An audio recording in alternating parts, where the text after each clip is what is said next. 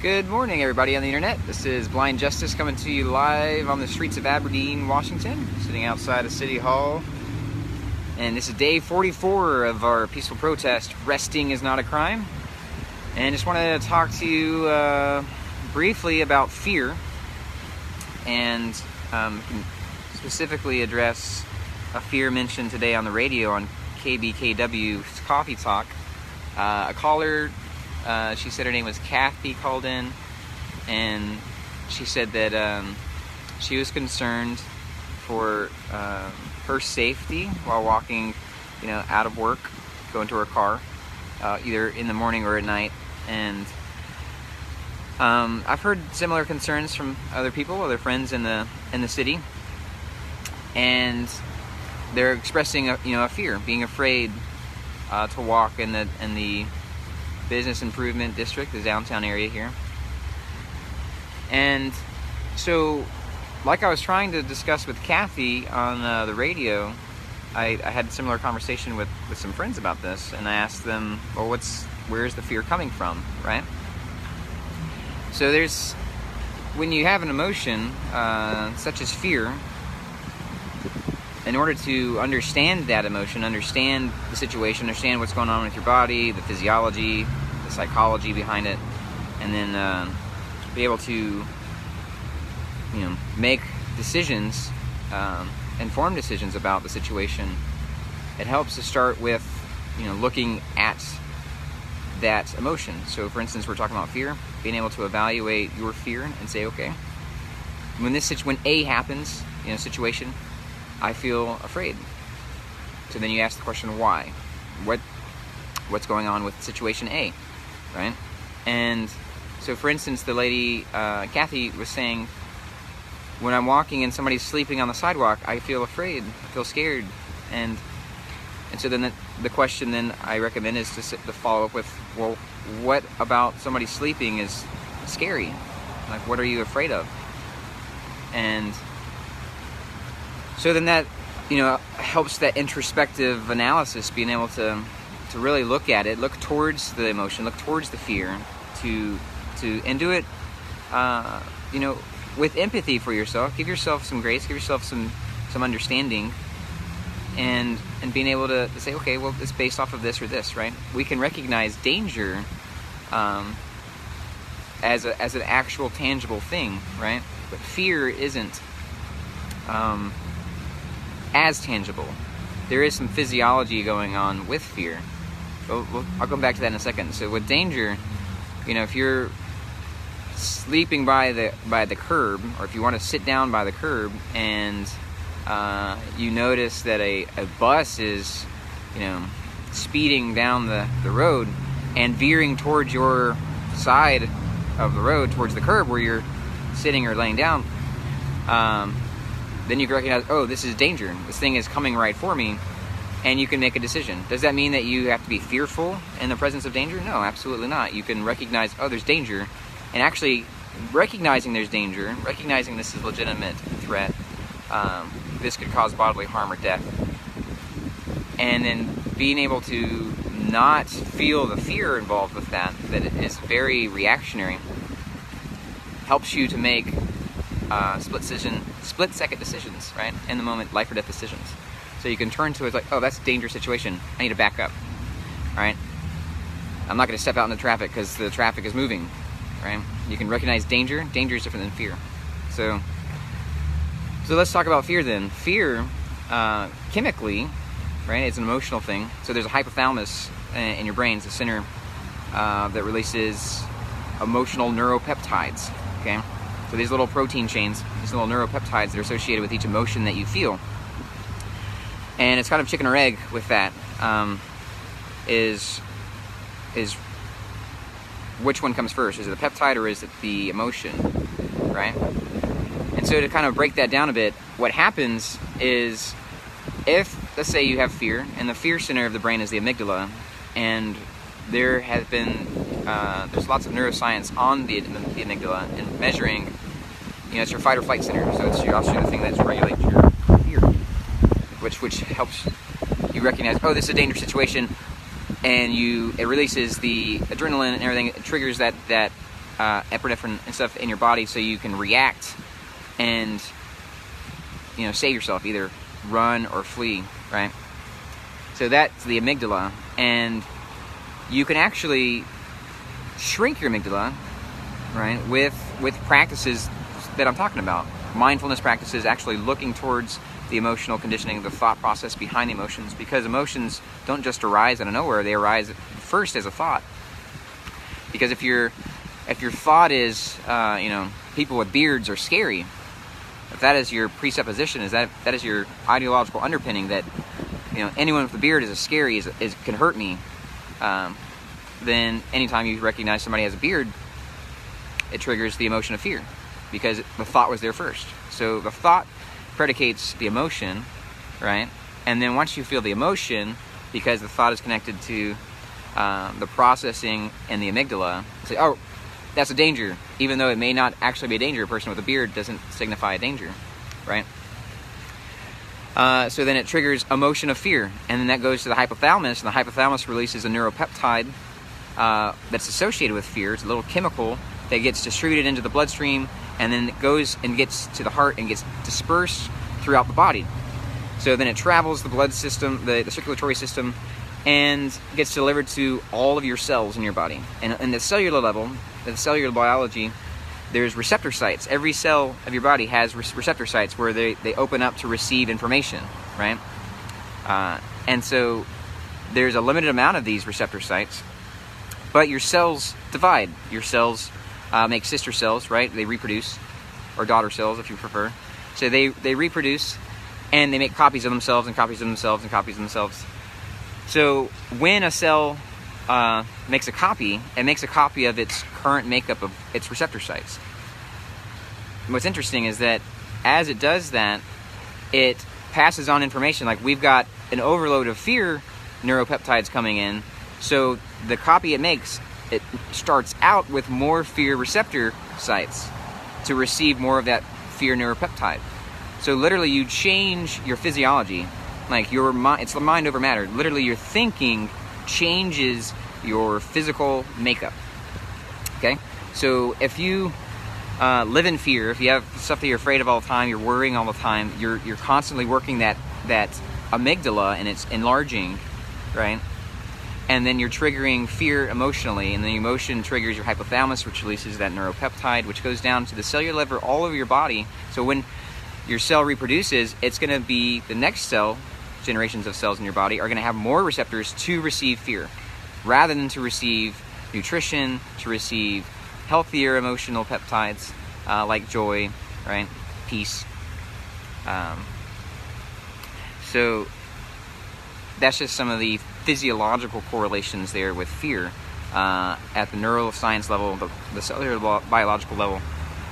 And you can literally change the direction of your physical response, right? You can shrink your amygdala so you're less reactive, you're less fearful, you're more observant, more aware of actual dangers to you, so that you're not assessing somebody sleeping as a danger, and you're no longer afraid of somebody just sitting down or lying down.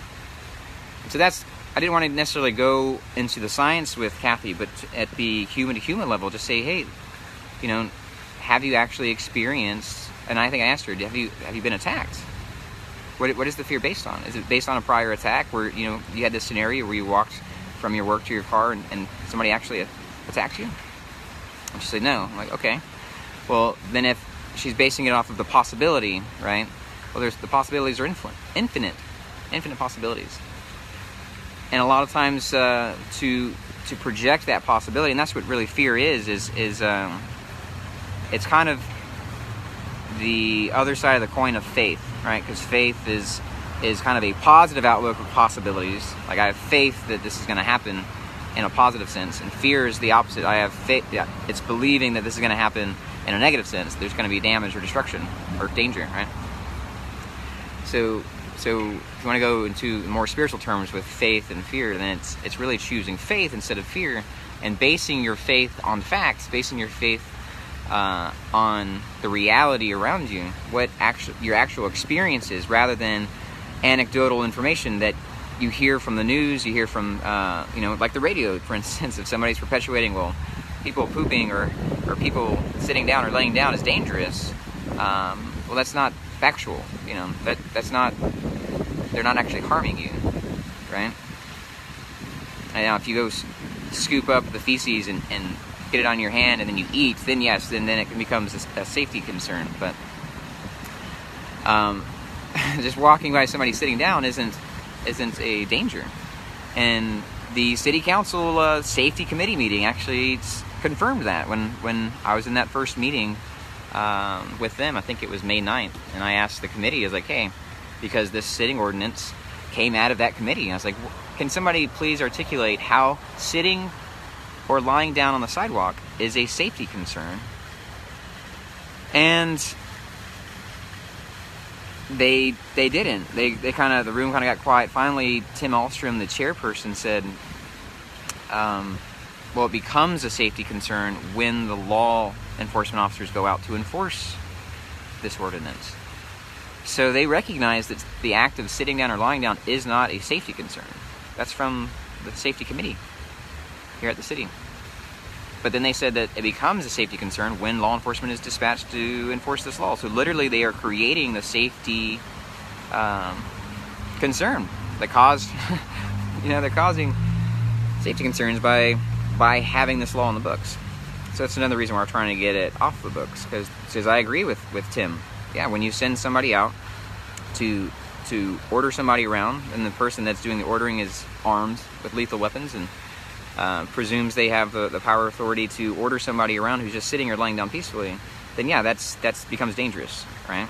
Especially if somebody's sitting down or lying down is doing so because they are inebriated, right? Because they can't function and walk around safely, right? They're stumbling drunk or whatever. And then to force them to get up and walk in public could cause damage. They could fall into traffic or cause, step into the street, and then somebody turns their car to avoid hitting him and hits another car or hits a business, right? So it literally becomes a safety concern with the enforcement. So yeah, just some thoughts on that, on fear and where fear comes from. But try to turn towards your emotion, whatever it is, and look inside to see, where is this coming from? What is it based off of? What information am I basing this scenario? Is this actually my experience, or is this something that I've heard happens in other cities, or heard from news articles, or heard from friends to say, oh yeah, my friend did this, my friend did that, and this happened to my friend. Those are anecdotal, right? Not to say that they didn't occur, but in your reality, in your experience, it's not true. You actually haven't experienced that. So basing it off of something that you've experienced, basing it off of evidence and proof, right? So that's I think a healthier way of directing your concerns and your emotions, basing them off of facts rather than off of the imaginary. Because it's imaginary for you if you're basing it off of a news report that happened somewhere, sometime, and then to project that onto every situation, every person that's sitting down on the sidewalk. It's just not factual, right? So there you go. That's just some ideas on fear and how to address fear, how to turn to the fear, how to work through that. And then, being competent and confident in how to communicate with other people, as equal human beings, and not prejudging them because of some action or words or behaviors that they may be presenting, or clothing, or whatever, but just treating them as an equal and talking to them as an equal with compassion and understanding can diffuse the majority of situations that could potentially be dangerous. All right, it's amazing the ability to do that if you actually treat another human being with kindness and respect. And of course, we're advocating for everyone to use kindness and respect. People that are peeing on buildings or blocking doorways, of course we're advocating for them to use respect. But a lot of times they don't understand that in a inebriated state, right? There's a lot of lack of awareness. So then it's as a community, it's on us as individuals in the community to kind of cover down for the people who have cognitive blocks from substances or just disabilities. So then we say, you know what, maybe they don't understand this is disrespectful or this is troubling for people, and so we can talk to them about it. So I pass that on the radio. Like if there's a situation where somebody doesn't feel confident in addressing or talking to a person who they feel is disrespecting a business or the public areas in some way, contact the page. There's our phone's on here, and message or whatever, and direct me to where that is going on. And I'd love to come out and be your advocate and say, hey, let's talk to a person who you think is being disrespectful to the public or to property or whatever, and engage them in human-to-human dialogue, and try to de-escalate the situation peacefully. So prior to calling, law enforcement. But if you do call law enforcement, I've talked with the guys here, with the deputy chief, Dave Timmons, and he said that's their approach as well, to start off trying to de-escalate the situation, trying to talk to people with respect, with courtesy, understand what's going on, inform them what they're doing is either a legal issue, a violation of the law, or just discourteous, right?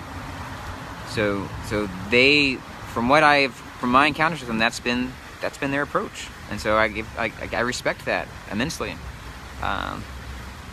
That their approach has been that stance to try to meet a person and discuss and de-escalate, and so that's been for the most part. There's been a few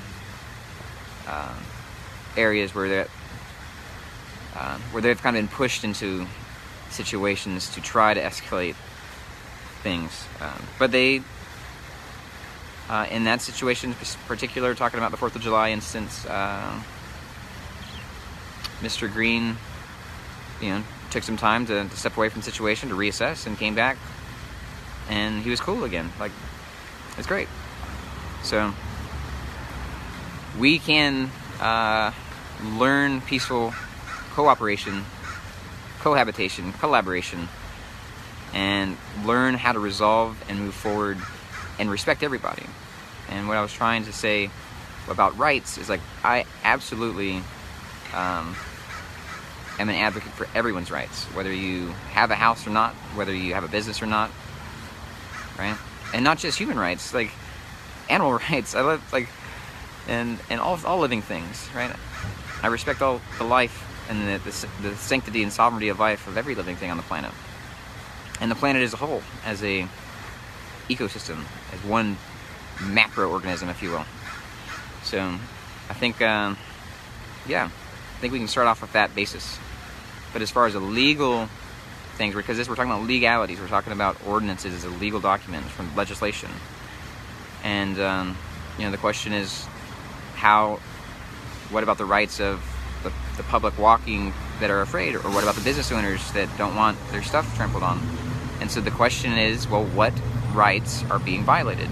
Obviously, with the business owner, if their business is being trashed or blocked, right, then yes, those are violations of rights, because those are specific actions that they're already destruction of property or trespassing, right? Those are things that are already enumerated in the law, right? But as far as sensibilities, as far as feelings go, it's a very slippery slope. You can't legislate on sensibilities, on feelings, because how one person feels about something, or their senses about something, is completely different than another, right? To continue with the beard thing, if somebody is just terrified of beards, and then a lot of people become terrified of beards, it becomes a phobia, right? Should there be a law to make having a beard illegal so that people feel safe in the city?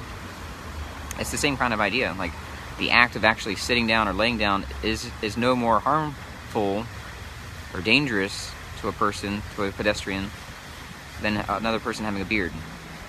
So if we're talking about the other things, about blocking sidewalks, or blocking businesses, or trashing businesses, or peeing or pooping on businesses or sidewalks, then yeah, those are concerns for the safety of the public. But But that's not what this ordinance says. Those words are not in the ordinance at all.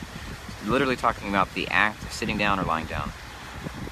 And that's the two positions the human body takes when they rest, which is why the title of our protest is Resting is Not a Crime. It's also positions that you take if you're not going to be the aggressor or to dominate, right?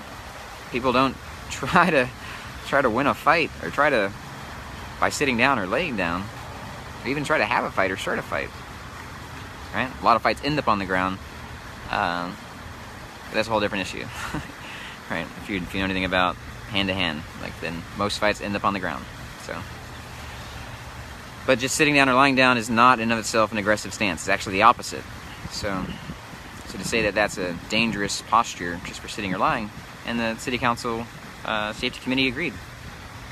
So, yeah, some ideas on fear, and I know I've been rambling on for a while, so I'll let you guys go, and I'll be out here for a little bit longer, and then maybe move over to the post office to gather some petitions. Maybe the rain will come, maybe not. So, all right, peace and love to you, and Deo Presso Liber.